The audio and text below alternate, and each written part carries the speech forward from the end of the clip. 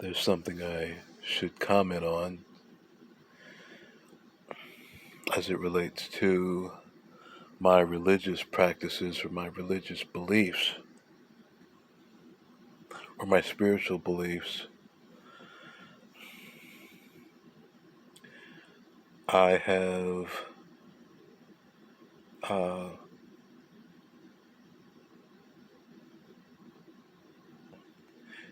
stuck my foot in the door of Scientology. I've stuck my foot in the door of Self-Realization Fellowship or the SRF, which is a spiritual group which was pretty much like based on the beliefs of a man named Paramahansa Yogananda, or a guru named Paramahansa Yogananda. He wrote two books that I know. I'm sure he's wrote more than those, but his most popular books that I'm familiar with are The Autobiography of a Yogi and The Divine Romance. I definitely read The Autobiography of a Yogi cover to cover. It was one of the most interesting books I ever picked up. Very entertaining, and very entertaining. One of the best books I ever picked up. Entertaining as well as just meaningful and purposeful. Just a fantastic book. I believe I may have purchased that book for one or two people, and they really enjoyed it as well. The Divine Romance I didn't enjoy that one as much. I'm not saying it wasn't as significant. I just didn't. I didn't enjoy that one as much. It wasn't. That one was more based on, I think, just like religious beliefs or religious principles. It wasn't so much. Well, anyway, the Autobiography of a Yogi was almost like it reads like it almost like a movie, like an entertaining movie of spirituality, like an entertaining spiritual movie based on his life, and it was definitely a very, very fantastic book. Um, I've read the first. I've read a large percentage of the book "What Is Scientology?" That phone book sized book they have. I read quite a bit of that, and I read the um, the first chapter of Dianetics. Um, I didn't get too much into Ekankar. I didn't get too much into that. It's supposed to be based on, well, it seems like they center a lot of their beliefs on focusing on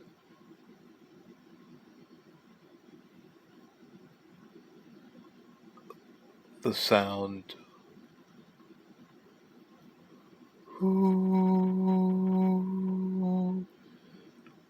It may sound weird and strange, but it's their beliefs are like that tone is connected to, like, I don't know, like the tone of God or God's creation, and when you make that sound, it like makes you more connected to God. Um, as far as the Hare Krishna movement, I've read quite a bit of the Bhagavad Gita. I keep the Bhagavad Gita. and I will probably keep. I just feel like that's a book you keep around. That's definitely a book you keep around. It explains quite a bit, there are quite a few things in there that I believe are valid. You know what? Before I start going into religion too deeply, before I don't want to confuse anybody, and I want people to really understand the importance of me talking about this. I take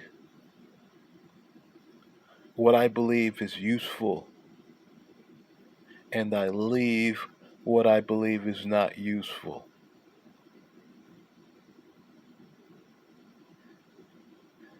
And that's practically like my religion, or the foundation of my spirituality, or part of the foundation of my spirituality. Principles of the Bible, as far as not killing, not stealing, being patient, um, being long suffering. But see, uh, the Bible is somewhat complicated because there are things in there that seem contradictory, and and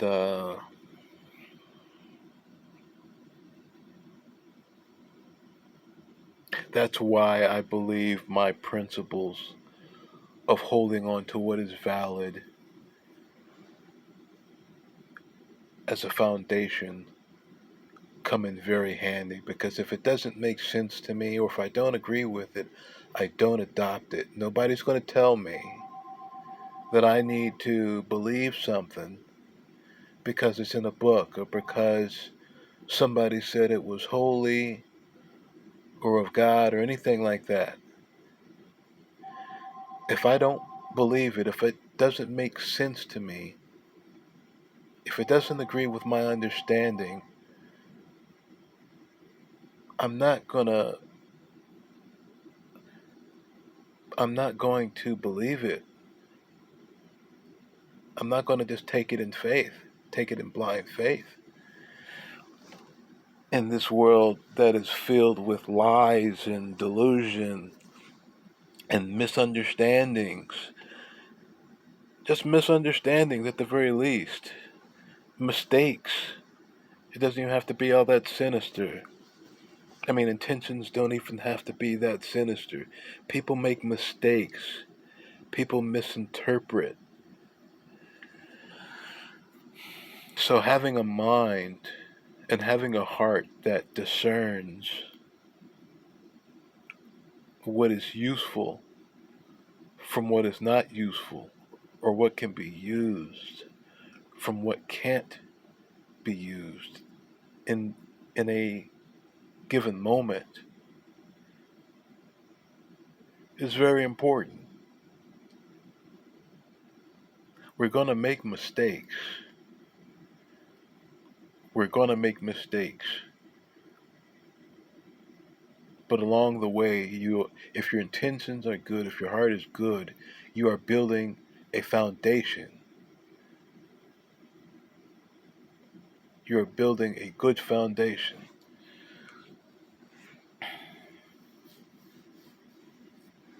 So to backtrack a little bit on what I got from some of those religions, or from of those groups, what I liked about Scientology, the book "What is Scientology," and uh, what I got from "What is Scientology" is it seems to me that, according to the book of Scientology, L. Ron Hubbard went far and wide seeking truth and whatnot, and to me, it's almost like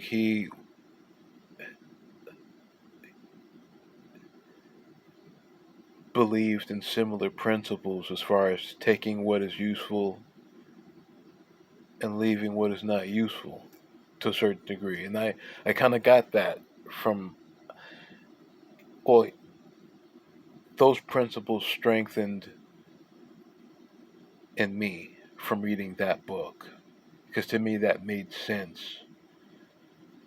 I'm not going to get into, and it's not necessary for me to get into any type of controversy as far as whether or not Scientology believes in this and that, and I mean, you're going to find controversy in practically every religion and every group. You're going to find corruption and all that stuff. So I'm not going to get into all that.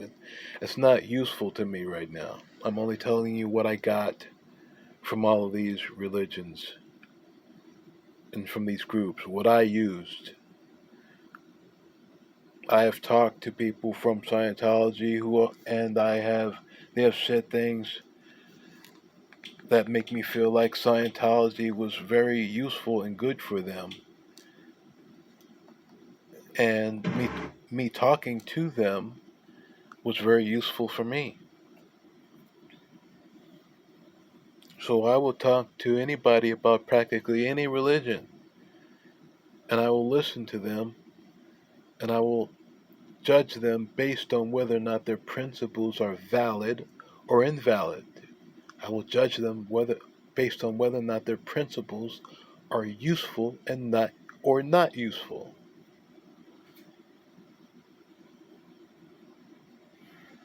I don't go in for storylines too much as far as okay, well, let me. That's where I get lost. That's where religions lose me, where I have to believe in storylines. I might. I will listen to a storyline or read a storyline, and if I believe it has practical application, it's whether or not the story was true or untrue, I try it. It doesn't make that much of a difference to me. It really doesn't, because I'm going to factor in whether or not it might be just a story or the truth. Because I'm not very trustful of human beings and their narratives and interpretations. So I take only what I trust. I use only what I trust. And I leave the rest.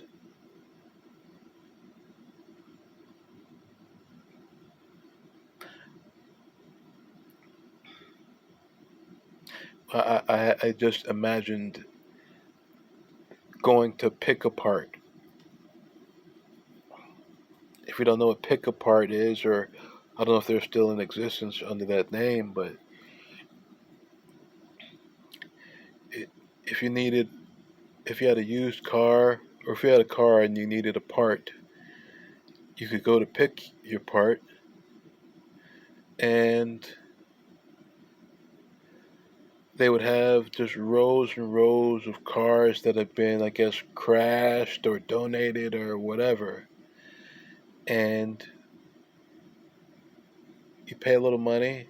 You pay them a little money to walk in there, and you can strip whatever you need or want from any vehicle, and then bring it to the cashier, and they generally have different prices, and you get what you need.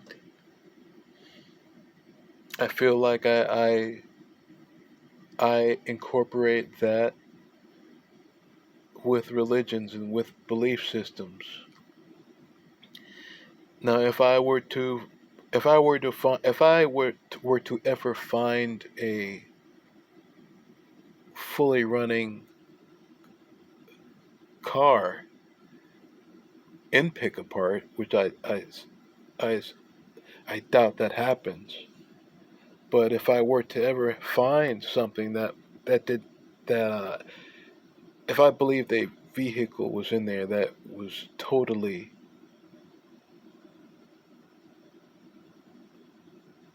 together for a good price, or price I could afford, I would have no problems with buying that vehicle and taking it out. So my point in saying that is, I have no problem with whole vehicles or parts of vehicles, as long as they're useful, as long as I can get benefit, as long as it's beneficial to me. So I'm not opposed to being a part of a particular religion or calling myself a particular religion necessarily.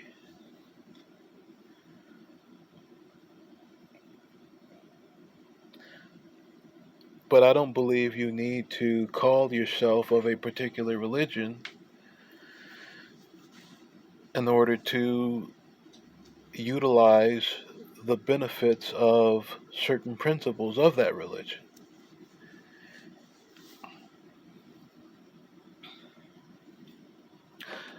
And I wish more people would think that way. I wish more people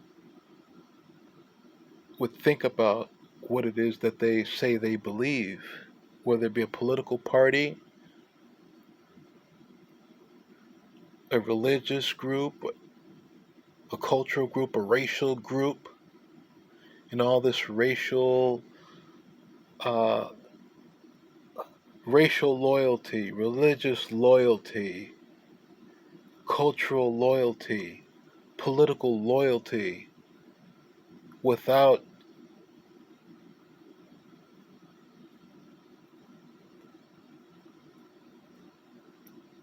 fundamental principles of,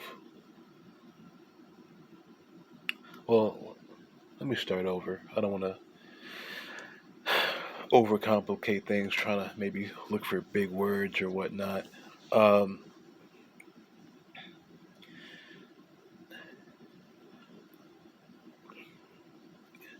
if it is essential, or if it is useful, or if it is important, value it. If it is important, value it. Look for it. If I go to a car dealership, there are certain things I'm looking for in a vehicle.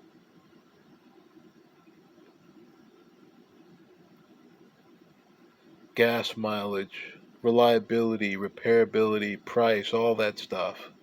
I don't care so much about the name brand unless that name brand is synonymous with only good things.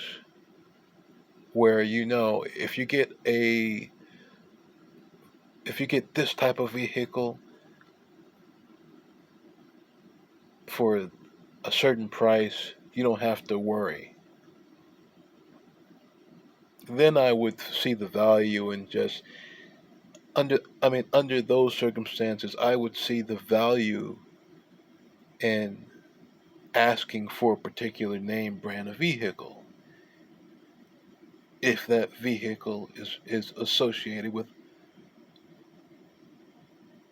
value or certain values.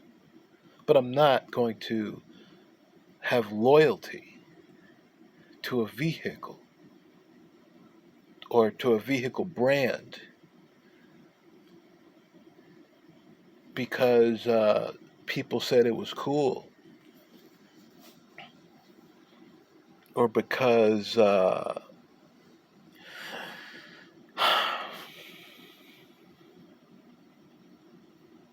somebody told me it was cool, or because, yeah, I guess I've explained that enough. My point is, I wish people did that with their political parties and with their religions and with their racial groups instead of focusing so much on group loyalty. How about progress? How about benefit? What am I getting? What are we getting from moving in a particular direction? What is the purpose?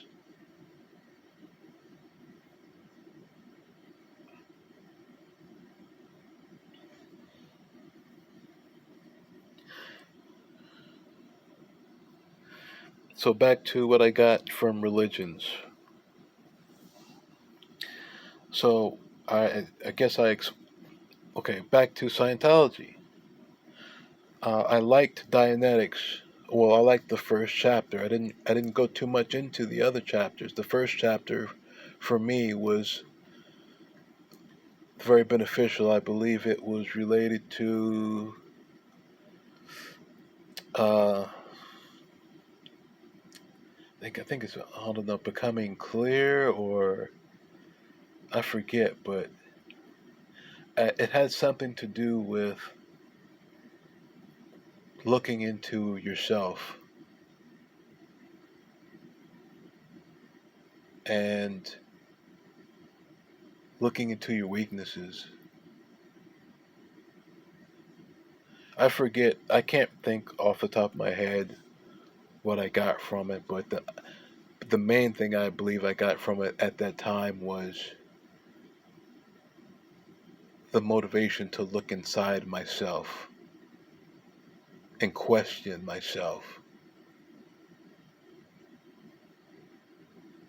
I didn't go too far in it because I felt like it started to get confusing, or just I just didn't find much interest in it after that first chapter. No offense to Scientologists. I didn't When I went inside the building to see how the building over there on Hollywood, no, Sunset near Vermont,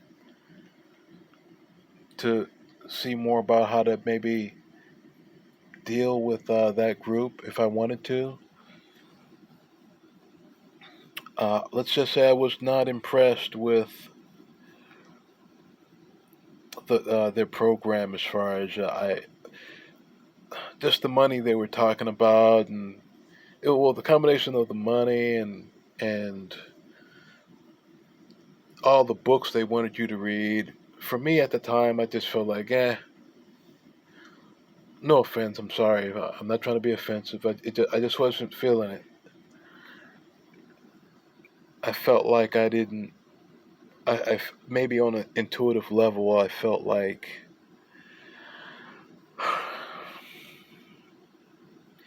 the information I needed was going to come from growth and experience, and well, how can I'll say it differently. I felt, I think on an intuitive level, I felt like all of the reading and as well as their program for me seemed out of proportion with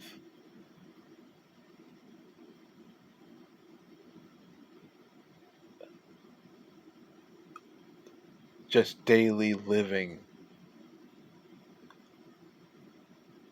I guess what I mean is, like, some people might think it's okay to read a holy book, or a book they consider holy, for 5 hours a day for who knows how long. Some people might just feel like, you know what, for me, just 10 minutes a day is enough, or 30 minutes a day is enough. So at that time, I guess you could say I just felt like the demands they required were not um,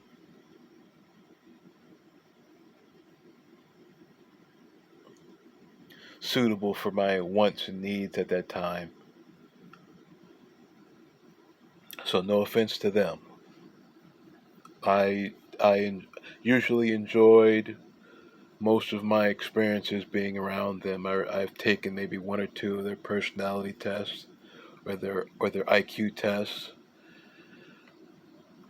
I've used I think they call them, I forgot, the e-meter or something like that. I thought all that stuff was interesting, and they were usually friendly, and so I have nothing really negative to say about those people. Again, if you can get something good from a situation, get it. Once you feel like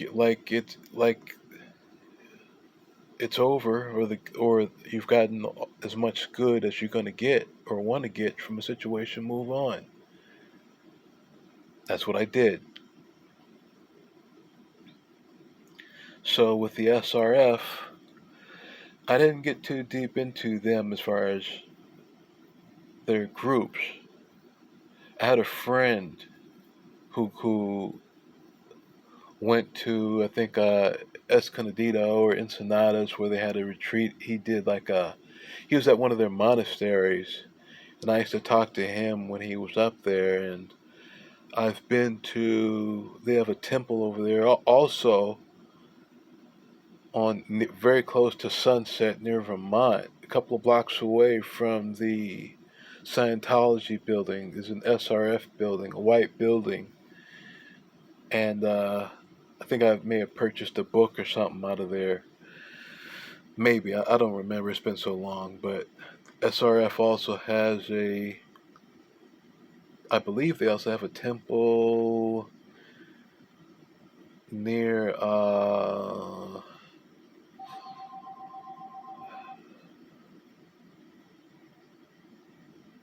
somewhere near a freeway off of somewhere near Argyle, a couple blocks away from Argyle. Anyway, I didn't get too deep into the group, but the book Autobiography of a Yogi was very, very significant to me, and that book opened up my interest to Indian belief systems. That book, I believe, if I'm not mistaken, was the main book that opened me up to looking more into like Indian culture, Hindu culture. That book probably opened me up to reading the Bhagavad Gita and reading different books from different people who were considered to be gurus or masters from India.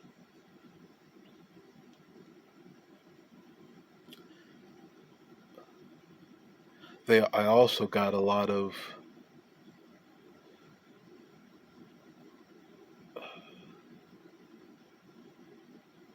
motivation to look within from that group, as far as the value of meditation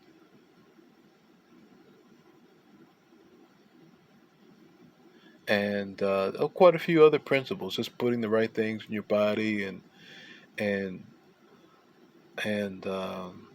that they have quite a bit of literature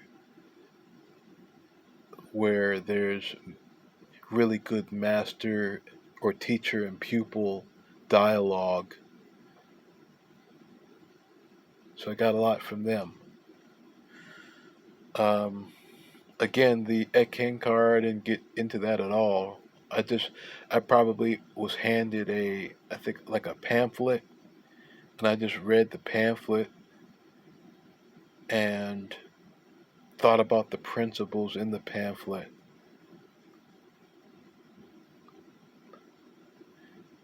And I guess I'm bringing that up because that is also related. The principles in that pamphlet remind me of the principles behind the Hare Krishna mantra, and the mantras of saying Om, or that's not Hare Krishna. That's something else. I believe that's a type of Buddhism. But the Hare Krishna movements, their mantras, Hare Krishna, Krishna Krishna, Hare Hare, Hare Rama, Hare Rama, Rama Rama, Hare Hare.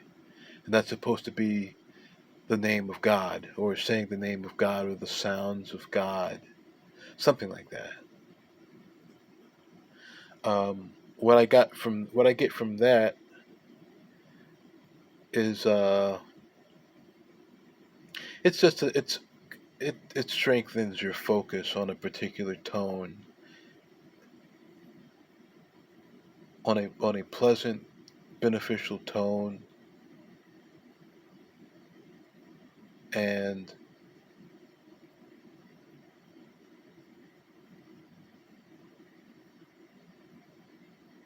it's kind of like a meditative thing. That's what I get from that. I don't when I'm if I have repeated that, which I have, I'm not really praying. I've just got my mind on like the infinite, or God, the creator, or the Father. I remember a story. Well, I'll tell this story. Um, I was at work. I was doing security in the parking lot of a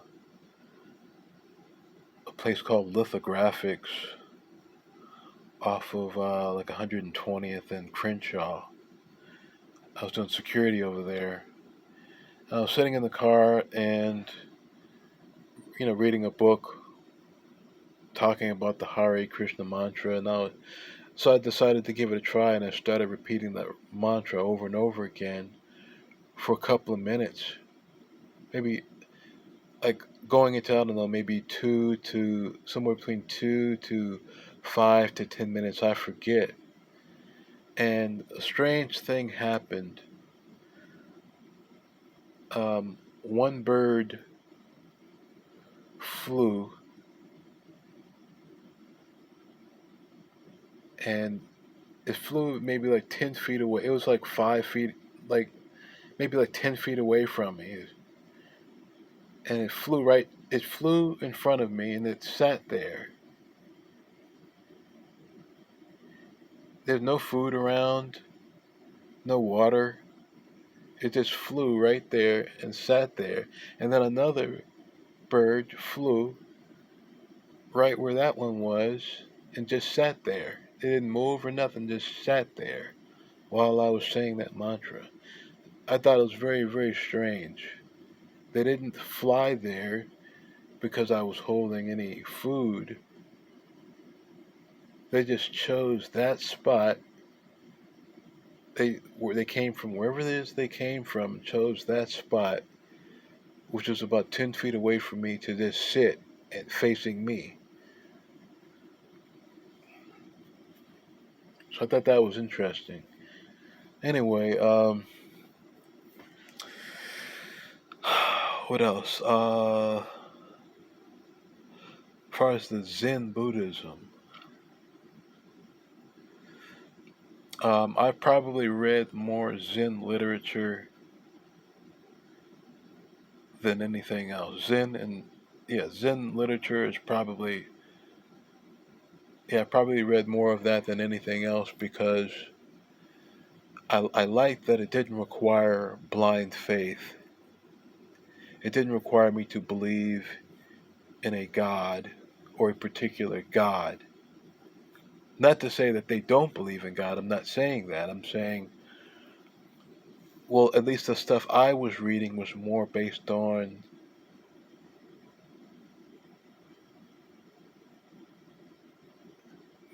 meditation, as far as it's being still and exploring yourself and exploring nature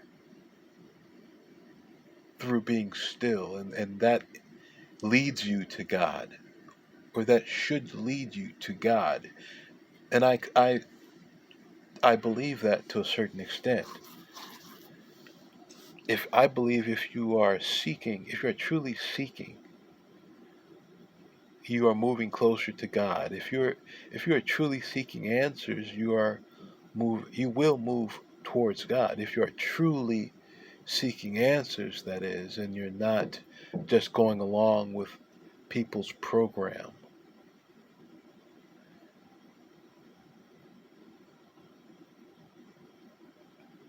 So Zen, I've got a pretty strong Zen background.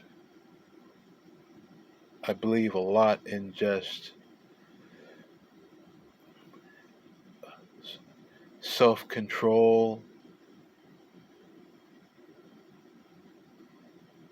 quieting of the mind for the sake of mental and emotional clarity and stability,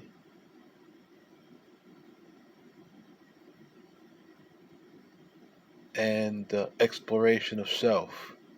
Zen and the Hindu uh, culture have a whole lot in common, in my opinion. So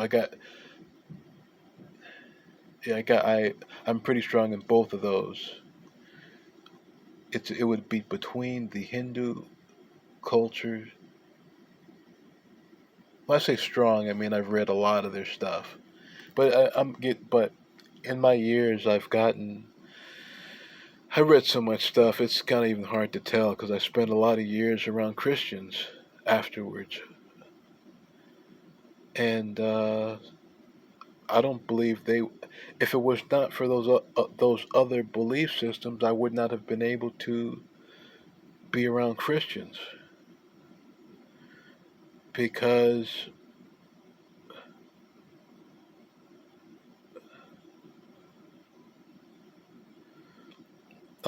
growing up, I did not respect Christians a whole lot or Christianity a whole lot. I thought that Christians, especially black Christians, were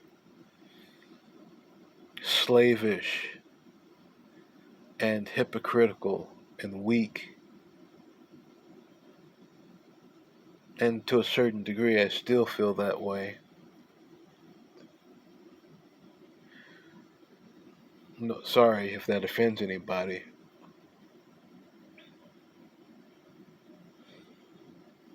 Um, so I mainly hung with, or I mainly preferred the company of people who called themselves. I mean, even they may not have even called themselves Christians.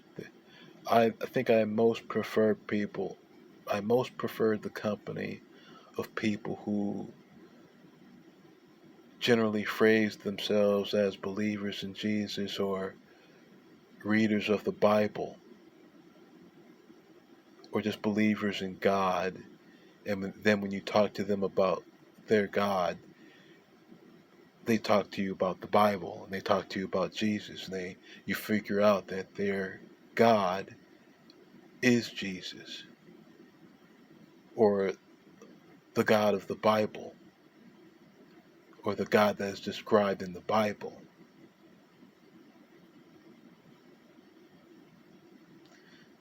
I I'm saying it that way because a lot of times, too often, when people are phrasing them, when people are focused so much on calling themselves a Christian or being Christian, in my opinion, they have a lot of them have very tribal attitudes. As if it's mostly about tribal loyalty and not seeking truth. Like that's what they're getting their strength from. They're getting their strength from what they grew up in and what they've been around. Just that group loyalty. Too many of these people, or a lot of people, they don't even read the Bible.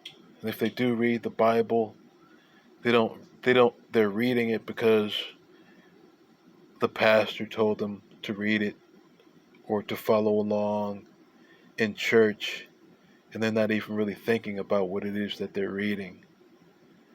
these personalities, in my opinion, are in most religions.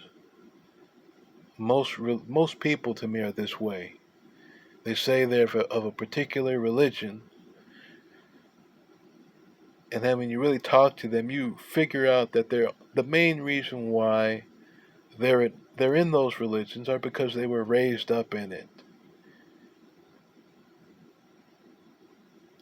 And the worst thing about that sometimes is these people a lot of times don't have tolerance for other religions, even though they're in their religion for the same reason you're in your religion, which is that you were raised in it. You didn't do any shopping around. I shopped around. Most of you people in these religions, you never shopped around. You never shopped around. You just did what somebody told you to do. Or you did what your group or your society said do.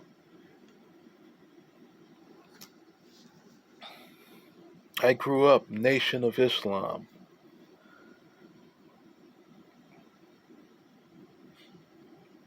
The main temple I was a part of was Maz 27 in Los Angeles, California. When I was 13 years old, I stopped calling myself a Muslim because I went to public school and I was exposed to girls and or I was exposed to girls at a time when my hormones were pretty strong, and I knew that in Islam you're not supposed to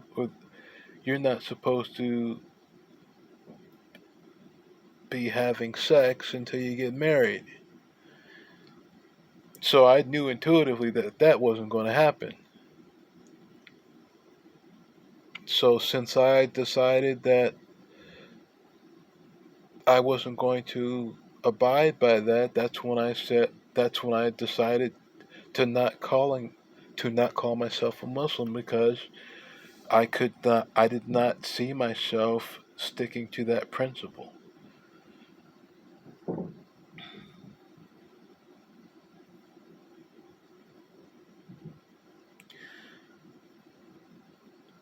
I didn't do like what a lot of people do is they still call themselves a particular thing, but they do whatever it is they want to do. I didn't do that.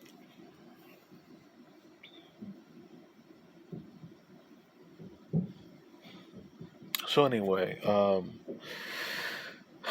yeah, I did. I grew up Nation of Islam, and I did not respect Christians or most Christians, especially the black Christian. Again, I thought black Christians were. I viewed most black Christians as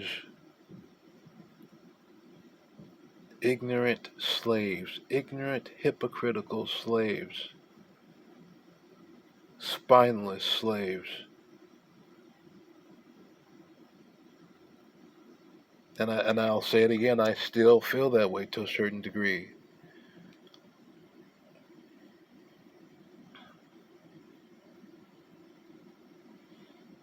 I don't respect I don't have a lot of respect for anyone who refuses to fight when it's time to fight or if there is time to fight. I understand forgiveness. I understand turning the other cheek.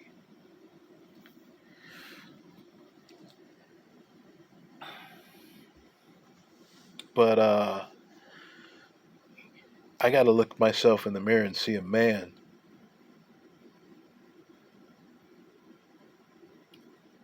And I don't think I would see a man if I knew I consistently let another man or other men keep their foot in my behind while I just pray.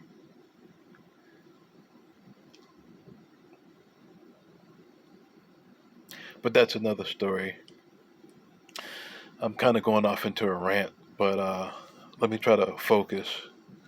I'm not trying to offend anybody, so let me try to focus. I have a lot of respect for Christians, certain Christians,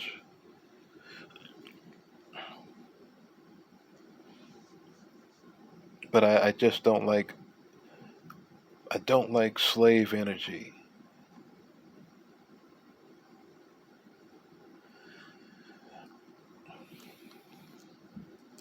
Turning the other cheek because you have love in your heart and patience in your heart is very different than turning the other cheek because you're afraid, because you don't have a spine, and you're just going to hide behind your religion,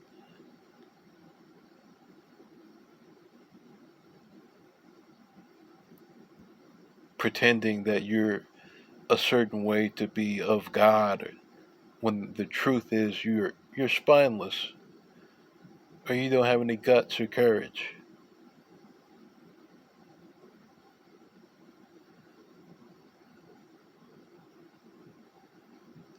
That brings me to another belief system, maybe one of the first belief systems. I won't even say first.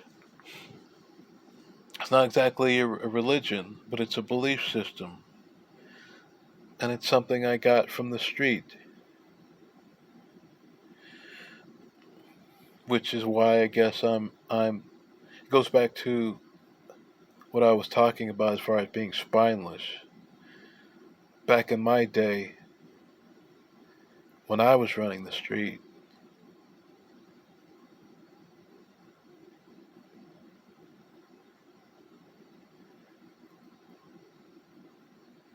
you weren't to be spineless or to be afraid was. I mean, we all get afraid. I mean, don't get me wrong. We all have periods of being afraid, but to overall be seen as a coward or a spineless person, we had name for those people, and that name was punk. And to be a punk during my day was the same as being nothing. And there were wrong beliefs in that. I understand that now. The only thing I'll say this about the street, and I'll leave it alone for now. The number one thing I learned from the streets that has stayed with me consistently is that, well, the number one thing that I learned from the streets that has consistently been true is that if you let people walk all over you,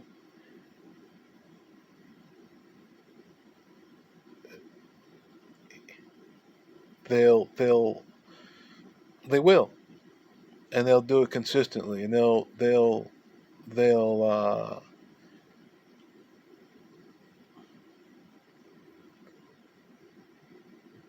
make you a part of their life as that character, somebody they can continually walk over.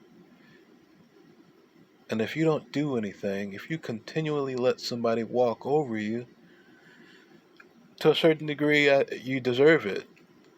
Maybe you deserve it.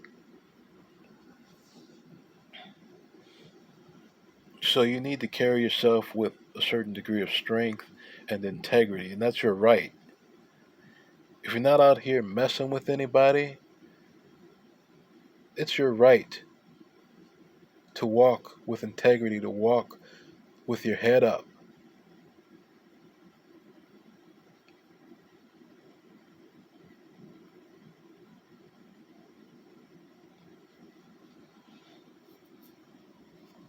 So you let people walk all over you. I don't care wherever you're at, they're going to allot that position to you in their life as somebody they can continually walk on. And that'll be you. That'll be your life. The mat, the doormat that people can clean their shoes on. And that'll be your life if you allow it. I'm not trying to. I'm not trying to get too. Forgive me if I have too much macho energy and all that, because some of that, a lot of that, is actually toxic, and I've learned that over the years.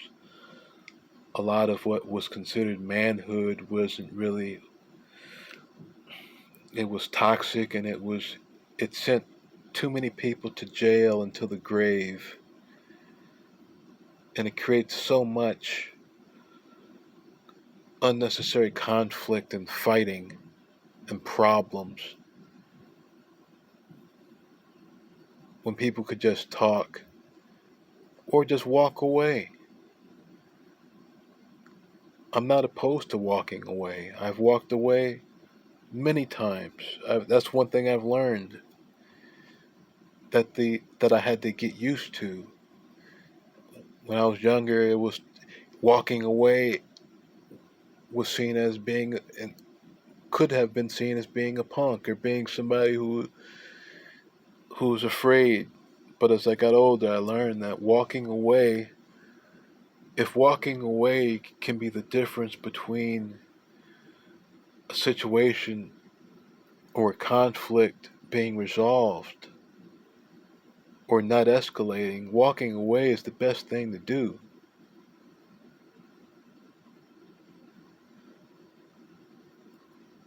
But I'm opposed to consistently walking away because somebody is consistently trying to overstep and deprive you of your rights or deprive others of their rights, so everybody's just consistently walking away.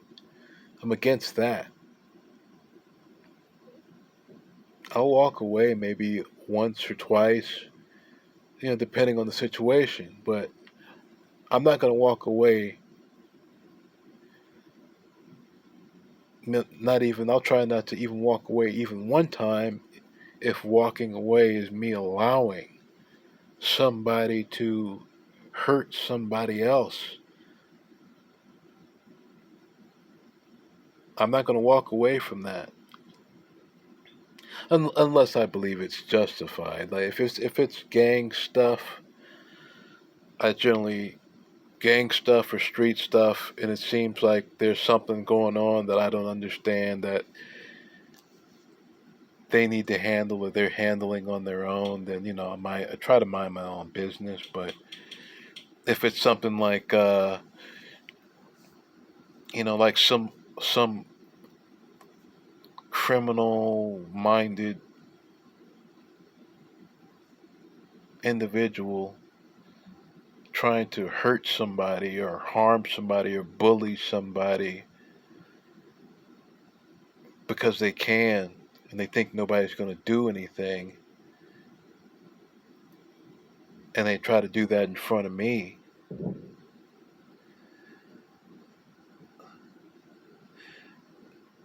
yeah, I'm not gonna go into that any further.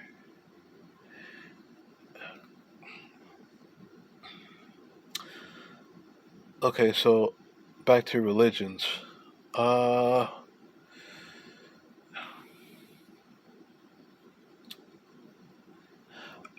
I saw this documentary, something I had been wanting to talk about briefly. I saw this documentary called Holy Hell,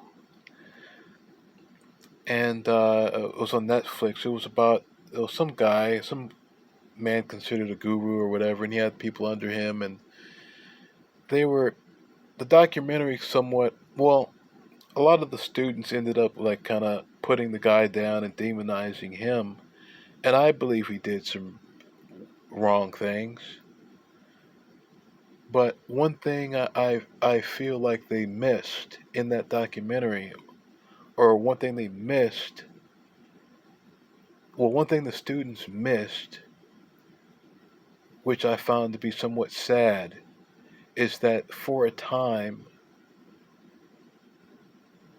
they were they really were able to have joy and bliss without sexual gratification. Like they really did touch on it. It seems to me like they really touched on it.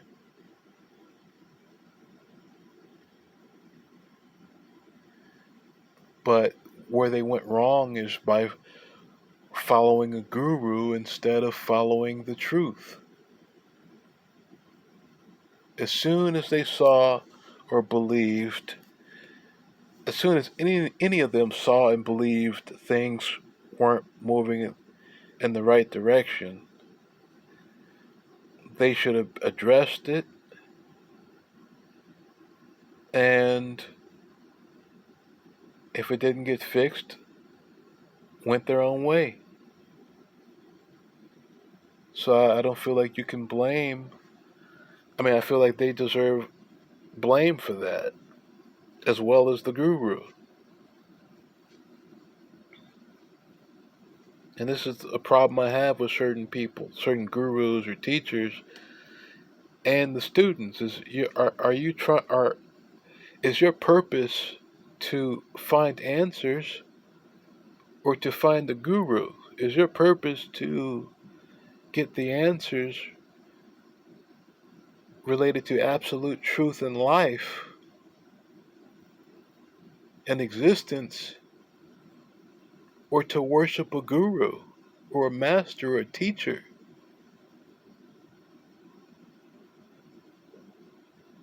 A lot of you get that confused.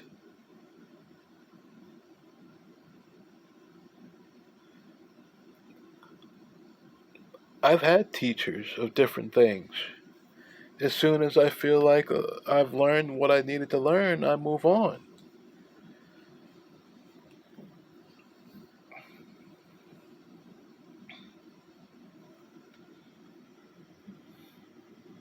But too many of you need a master, and you'll accept one just because you need a master. So you'll well, what I mean by that is most people, it seems like, well, some people, they need to they need to worship or be a part of something so bad they will see what they want to see just to feel what they want to feel, which is like a narcotic effect. If people aren't careful with their spirituality and their religions,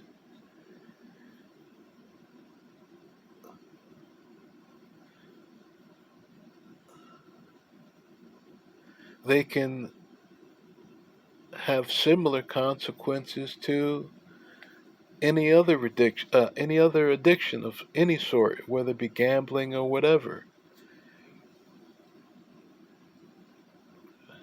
Looking around for some spiritual fix to get high.